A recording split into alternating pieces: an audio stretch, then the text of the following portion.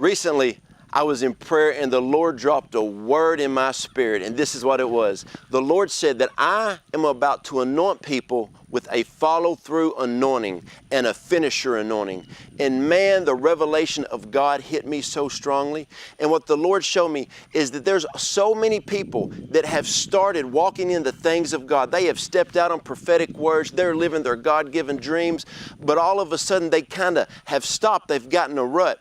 And what happens is when they're forerunning something and they go further than anybody else has gone in their city, in their region, in ministry, or maybe a job or entrepreneuring a business or whatever it may be, that they will stop. But God is anointing His children right now with a follow-through anointing and a finisher anointing. Somebody who's going to be able to come in and finish out the season. There's a lot of people right now that you're ready to get to the next season of your life, but you have not finished the season that you're in. You're 95% done. Why don't you go ahead and finish strong, then allow God to launch you into your next season? Go ahead and follow through all the way. No more 80% with our God-given dreams. We are about to finish and follow completely through with what the Lord has been given us.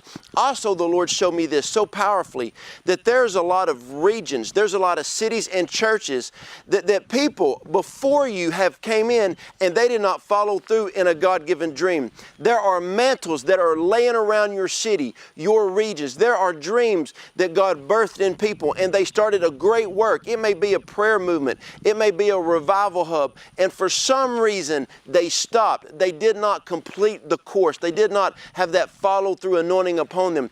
But what the Lord has spoken so powerfully to me is there's going to be people, it may be in your church, it may be in your city, it may be in your region, that you are going to get that follow-through anointing. You're going to get that finisher anointing, and it's going to come upon you, and you are going to find things that somebody else started in your region and they're dormant. Romans 11:29, it says the gifts and calling of God are irrevocable. What you have to understand is there are people that in your region have picked up a word from the Lord and they started something, and where they stopped, you are going to pick up where they left off, and you are going to follow through, and you are going to finish the call that God has over your region. Regions all over America are about to start walking in revival and awakening, because when God speaks over a region, He wants those words completed. So next time you're in prayer, say, God, if there's any unfinished business that you have in my city, in my region, and my town, speak that word to me, God, and I will pick that up and I will go forth